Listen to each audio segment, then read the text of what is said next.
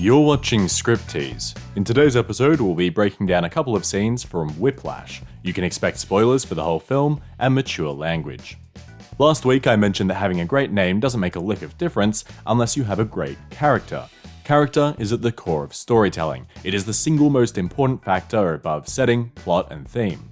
Humans are social animals. We learn by relating to other people's experiences, empathizing with their circumstances, and judging the decisions that they make. It can be easy to get lost in all the other elements of storytelling, so a great exercise for focusing your characters is to reduce the scope of your story, stripping down the set dressing and convoluted plot points. This forces you to make the characters as compelling as possible. Whiplash is a perfect example of a film built on this premise, written and directed by Damien Chazelle. The movie was going to be about a drummer, so you literally open with a guy drumming. And the story itself is really about the drummer's relationship with the teacher. So that's what the first scene had to be. It had to introduce the drummer, the teacher, and tell you exactly what that relationship was going to be. Our protagonist, Andrew is a student drummer with one very simple, easy-to-follow goal. I want to be one of the greats. This goal is grounded in reality by creating an achievable objective which can actually be measured. Andrew bases the success of his goal on the approval of musicians he admires. For the bulk of the film, this takes the form of Terence Fletcher, the conductor of his music school studio band. The antagonist's role in a story is to oppose the protagonist, to act as an obstacle to their goal. Andrew admires Fletcher, yet the very fact that Fletcher's approval determines whether Andrew succeeds or not makes him the antagonist. It is this beautiful confluence of ideas that makes the Andrew-Fletcher dynamic so engaging. Andrew sees Fletcher as both the gatekeeper and the guard dog of his success. He is judge, jury, and executioner. Put in a slightly different way, Fletcher is both the mentor, an ally, and the antagonist, the enemy. It's like, you demonize the person at certain points, but you also idolize them. Watching Fletcher slip seamlessly between these two roles while still maintaining a consistent motivation is what makes him so interesting. And it stands out all the more since there are only 4 or so key characters. We're going to be breaking down a famous sequence from the film, which I feel best exemplifies Andrew's ambition and Fletcher's antagonist-mentor role. Andrew has been given a chance to practice in Fletcher's studio band after pushing to improve his double-time swing, advice which Fletcher gave him. Riding this high, he successfully asked out a girl who works at the local movie theatre. Things are going well for our little drummer boy Andrew as we join him on the morning of his first session with the studio band. Asleep, Andrew looks stress-free and relaxed, seemingly deep in a dream about achieving his goals as a drummer. We're broken out of this piece as Andrew realizes he's late for studio band and dashes out of his room, away from his dream and into the cold and menacing city outside. This shift from contentment into sudden panic is a small-scale example of the shift we'll see throughout the following sequence. Similarly, when Andrew falls full throttle down a whole flight of stairs, this demonstrates that Andrew's reckless ambition will lead him into pain, foreshadowing the car crash that occurs later on. We then find out that Andrew is actually early to class by a full 3 hours. Of course, it isn't stated explicitly in the script, and we're not sure whether Andrew realizes it, but this is the first instance of Fletcher messing with his head, lying to him about the start time as seen here. Chazelle uses italics to denote Andrew's inner thoughts, allowing him to quickly clue us in to Andrew's mindset while also giving some direction to the actor. We'll see these italicized thoughts throughout the scene. As Andrew waits for the studio band to enter, he sits on the drum throne. Apparently that is actually what the seat is called, but I still like the word throne here. There's something about sitting in that seat which makes the drummer king. Without them, the band is lost. They're also the one player in the band who doesn't have someone else to cover their ass if they mess up. It's a lot of power and a lot of responsibility. Whether Andrew will thrive or crumble under that pressure is determined over the course of this scene. At first, he's completely overwhelmed. The flurry of chatter and activity as the band floods the room catches him off guard, as does the cold reception from the band's current core drummer, Carl. Chazelle shows this by filling Andrew's line with ellipses and em-dashes to show hesitation and nerves. Even the action text is cut off as Carl approaches him, suggesting that before Andrew has a chance to act, Carl has already taken command of the situation. This idea is reinforced in action, as Andrew is forced to tune the drum and turn pages for Carl. This power dynamic, this male display of dominance, is played with for comic effect later on once Andrew becomes the core drummer. Similarly, the comfortable use of crass language by the band members creates a boys' club mentality, making Andrew feel like an outsider. Interesting fact, Andrew's last name, Naaman, is an Anglo-Saxon name that was traditionally given to strangers or newcomers to a town. This is a perfect example of how names can have special meanings that add to the themes of the film. We met Fletcher earlier in the script, but Chazelle builds his introduction here because we're about to meet a whole new kind of beast to the one we've known so far. The anticipation and subsequent behavior of the other band members acts as a barometer for the mood in the room. The sea of sounds building, the clock on the wall ticking until it hits 9. The door bursts open. Sudden tension and utter silence. The capitalization and underlining makes this point even clearer. Of course, this tension is then diffused when Fletcher smiles, capitalized to draw our attention, and we are put back in that comfortable space of Fletcher as the mentor. This is Andrew's fantasy or dream state, and just as at the start of the scene, it's about to come crashing down. The next part of the scene is a series of surprises for Andrew. The band plays at a level that far exceeds his own. It's fast, frenetic, 7/4 time. It's impossibly hard. Carl glares. Shouldn't have had to tell him to turn it, but Andrew can't follow. The band's too fast. Andrew is seemingly out of his league, and it only gets worse as he catches a glimpse of Fletcher's ruthless side.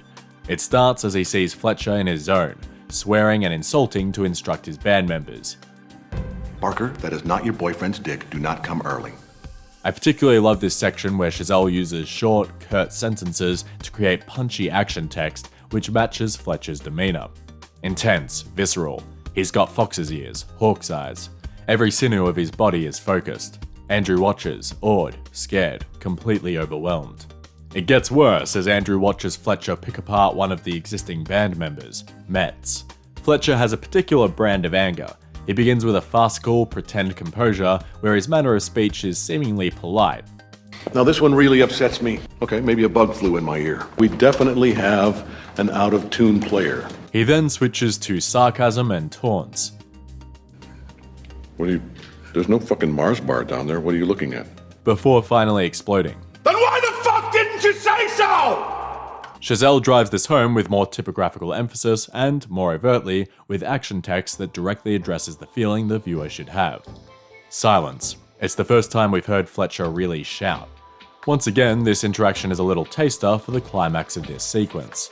I should also say before we move on how great Chazelle's introductory line for Metz is. Metz, overweight, been picked on his whole life. Concise, funny, and to the point. Of course, if we just move straight from this to Andrew's verbal abuse, we'd have no time to recover. Instead, we have a little breather scene where Fletcher reassures Andrew, lulling him into a false sense of security. Even worse, Fletcher uses the opportunity to dig up emotional dirt on Andrew, which he later uses to lay him out, including his mother's abandonment and his father's failed writing career. As the audience, we know from a meta standpoint that Andrew is about to receive a shellacking, which creates a brilliant dramatic irony when Fletcher parts with the words, Have fun. This scene is all about pace, setting up tension, and once again reinforcing the idea that Andrew is still dreaming, still naive. The start of the scene ratchets this emotion up even further, as Andrew begins to play and initially receives positive feedback from Fletcher. Andrew, seeing Fletcher's grin, can't help but smile. Andrew grins.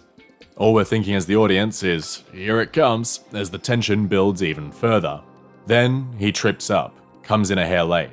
Now we launch into Fletcher's pattern as we just saw with Metz. First off, the polite, suspiciously comforting words. Little trouble there.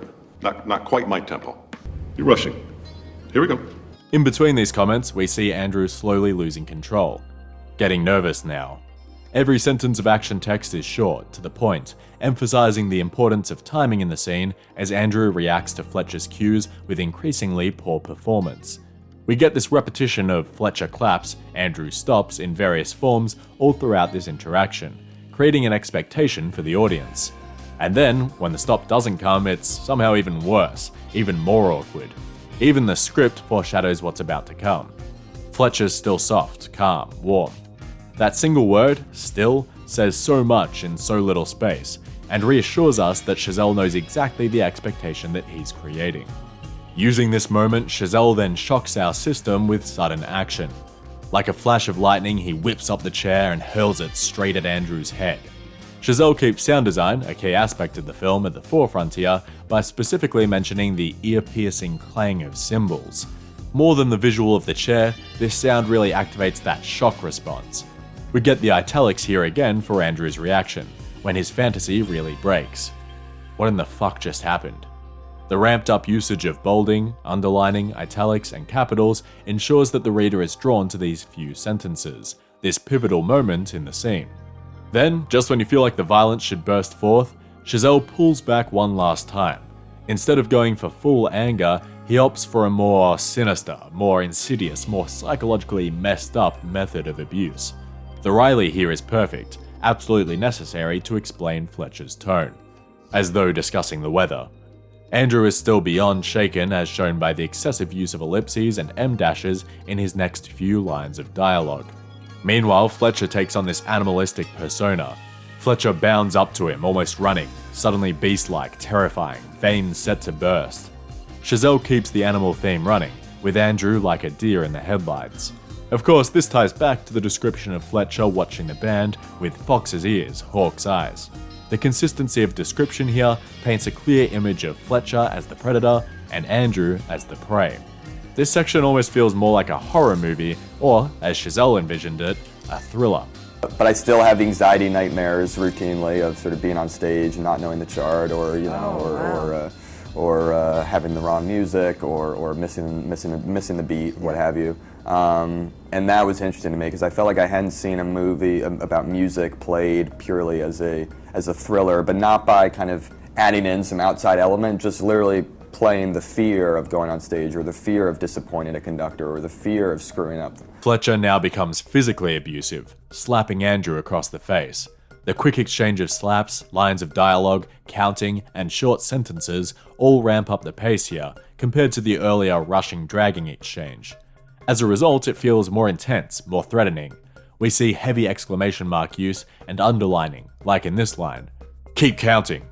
I particularly love it here, where each separate word has its own underline to punch home each syllable, really throwing them in Andrew's face. Or are you gonna be on my fucking time? Chazelle's intention with these exchanges was to make them feel action-packed. It's going to be a sort of sedate sort of movie. So the key was to just, how do we take this and make it feel like a car chase, you know? The animal motif is finally tied together here. This is a new Fletcher we're seeing. An animal. Some fun trivia. The line here was originally, "gut you like a fucking pig," but in the short film version of Whiplash, J.K. Simmons accidentally said, I will fuck you like a pig. and Chazelle put it into the feature-length script. J.K. even says in this interview about the accident, "What am I, fucking Ned Beatty?" If you don't get that reference, it's probably for the best. Fletcher now shifts into verbal abuse, first using his sarcastic taunting. I didn't know they allowed retards into Schaefer. What are you, in a fucking a cappella group? Next, he really screams at Andrew, intimidating him with his voice alone. You'd think that this would be a step down from the slapping, but something about the absolute anger and bitter disappointment of Fletcher's words stings far more. Once again, the sound of the film is driving the emotions of the audience more than the visuals. The strongest example is this line, where Chazelle puts an em-dash in the Riley before Fletcher screams in bold, underlined, and with 5 exclamation marks. Answer! As an actor reading the script, there's no questioning just how hard you have to hit this one line.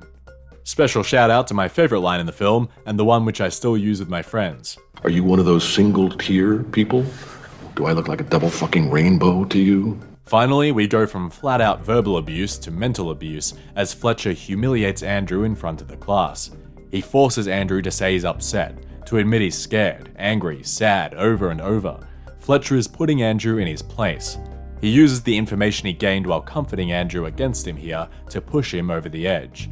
You are a worthless, friendless, faggot-lipped little piece of shit whose mommy left daddy when she figured out he wasn't Eugene O'Neill, and who is now weeping and slobbering all over my drum set like a fucking 9-year-old girl. So for the final father-fucking time, say it louder! I'm upset! In the script, even with all the techniques we've seen so far, Chazelle pushes Andrew's response one step further by not only using capitals, bold, underline, and 6 exclamation marks, but also breaking screenplay format and bumping the text size up to 14 point.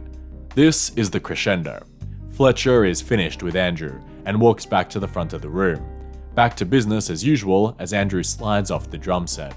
In the final film, there's one extra gut punch line here as Fletcher says, Whiplash, bar 125, big boy tempo.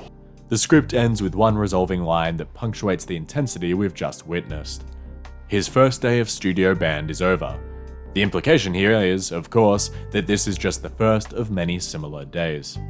This sequence, much like the rest of the film, is small in scope.